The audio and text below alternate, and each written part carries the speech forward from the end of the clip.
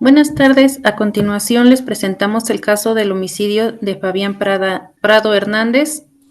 Los integrantes del equipo somos Jessica Anaís Martínez Arteaga, Jacqueline Álvarez Marroquín y Jesús Antonio Flores Amador. El presente dictamen pericial tiene por objeto documentar el análisis forense realizado en torno al homicidio del ciudadano Fabián Prado Hernández, de 38 años de edad, ocurrido el 15 de marzo del 2025, aproximadamente a las 22:30 horas, en un inmueble ubicado en la colonia Santiago Centro, Alcaldía Tláhuac, Ciudad de México. Antecedentes del caso. El día 15 de marzo del 2025, a las 22:30 horas, vecinos del edificio acudieron al departamento de Fabián Prado Hernández con la intención de solicitarle que disminuyera el volumen de la música. Al llegar al domicilio, los vecinos encontraron la puerta entreabierta. Al ingresar, hallaron a Prado Hernández tendido en el suelo con una evidente mancha hemática sobre su cuerpo. De inmediato, los testigos realizaron la llamada al 911 para reportar lo sucedido. Al arribo de los elementos de seguridad pública, en adelante primer respondiente oficial José Pérez Sánchez y Luis Hernández López, se constató que la víctima presentaba una lesión punzocortante en la región torácica. Durante la inspección preliminar del sitio, los agentes descartaron un robo como móvil del delito, en virtud de que no se observó sustracción de objetos de valor ni indicios de forzamiento en el acceso al inmueble, lo que permite inferir que la víctima posiblemente conocía a su agresor y permitió el ingreso de manera voluntaria. Conforme a los testimoniales recabados de los vecinos, estos manifestaron que escuchaban música proveniente del departamento de la víctima, por lo que presumieron que el occiso celebraba una reunión social, no considerando inusual dicha actividad. Etapa de preservación. Descripción del lugar de los hechos. El inmueble donde ocurrieron los hechos es un departamento de aproximadamente 70 metros cuadrados, ubicado en el tercer piso de un edificio residencial en la dirección antes mencionada.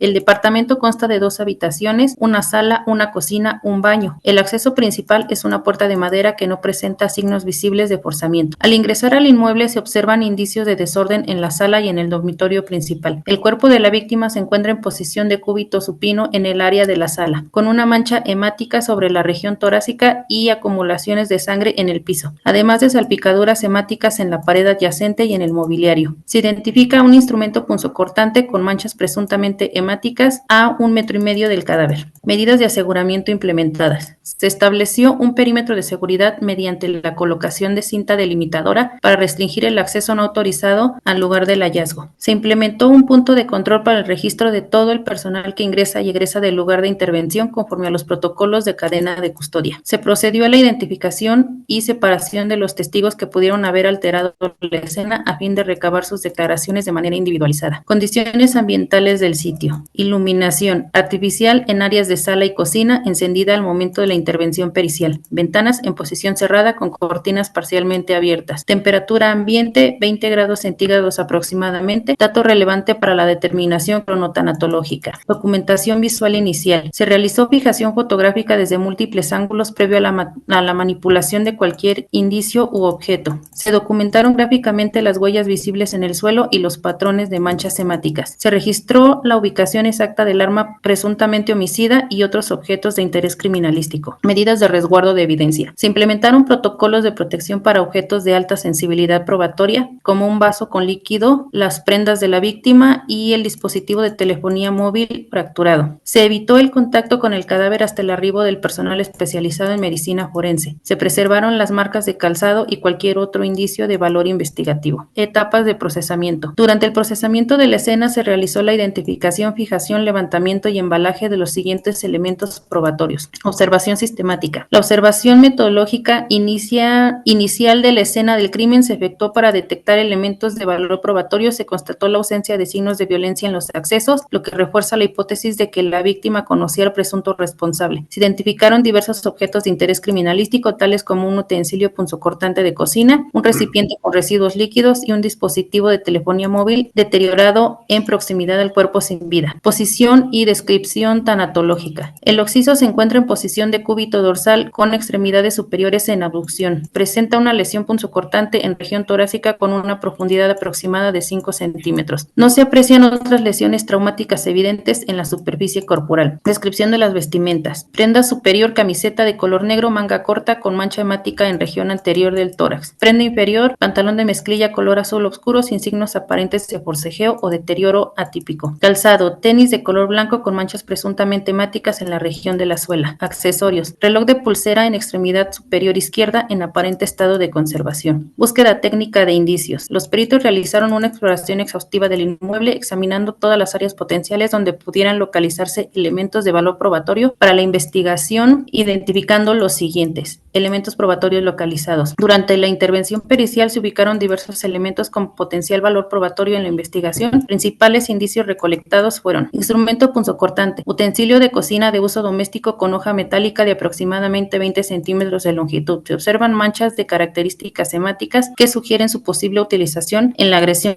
letal contra la víctima. El mango de material sintético podría contener impresiones dáctiles latentes que facilitarían la identificación del presunto responsable. Recipiente con sustancia líquida. Vaso de material vitrio localizado sobre la superficie de la mesa de la sala que contiene residuos de un líquido presumiblemente de naturaleza alcohólica, considerando el contexto situacional previo a los hechos violentos. Dispositivo de telefonía móvil. Teléfono celular con daños estructurales hallado en proximidad del cadáver. El estado de deterioro sugiere una posible destrucción intencional por parte del agresor durante o posterior a la comisión del ilícito. Metodología de identificación y documentación. Cada elemento probatorio fue identificado y documentado conforme a los protocolos periciales vigentes. Se realizó fijación fotográfica y videográfica detallada de la escena del crimen, con énfasis en los indicios localizados, para garantizar la inalterabilidad de los mismos durante el proceso investigativo. Se elaboraron registros pormenorizados sobre la ubicación exacta de los indicios, su estado de conservación y las condiciones contextuales del hallazgo. Procedimiento de recolección. La recolección de los elementos probatorios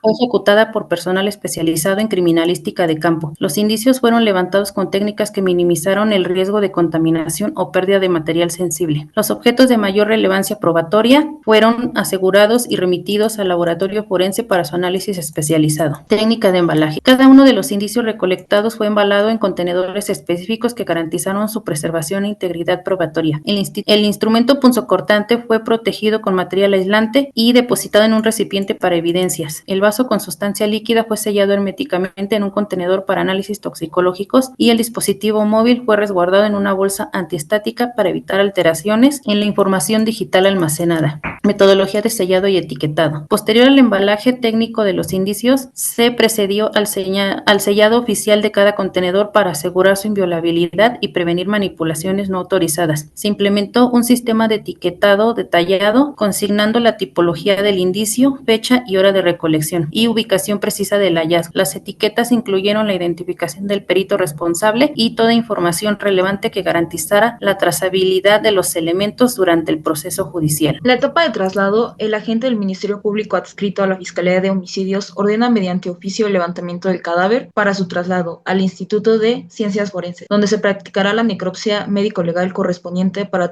determinar con precisión la causa y mecanismo de la muerte. El cadáver es depositado en una bolsa especial de polietileno con cierre hermético para su preservación y posterior análisis forense. Los elementos probatorios recolectados son trasladados en contenedores herméticos y sellados para prevenir contaminación cruzada o alteración. Se documenta meticulosamente la cadena de custodia de cada elemento probatorio recolectado. Previo al traslado de los indicios, se elabora un informe preliminar que sintetiza todos los hallazgos obtenidos en la escena del delito, y este documento es suscrito por los peritos responsables de la recolección y traslado de las evidencias y es remitido conjuntamente con los indicios a los servicios forenses correspondientes. La etapa de análisis, el dictamen de necropsia y hallazgos forenses. Se confirma mediante examen necroquirúrgico que la lesión en región torácica fue producida por un objeto con características punzocortantes compatible con el instrumento asegurado en la escena del crimen. La exploración anatómica no evidencia lesiones traumáticas adicionales de relevancia médico-legal. Se establece el cronatanotómico autodiagnóstico entre las 10 y 10:30 del día 15 de marzo del año 2025, concordante con la temporalidad referida por testigos. Los estudios toxicológicos efectuados en muestras hemáticas del oxiso revelan la presencia de compuestos derivados de benzodiazepinas con efectos sedantes sobre el sistema nervioso central. Análisis criminalístico de elementos probatorios. El estudio de dactiloscópico realizado en el instrumento punzocortante revela la presencia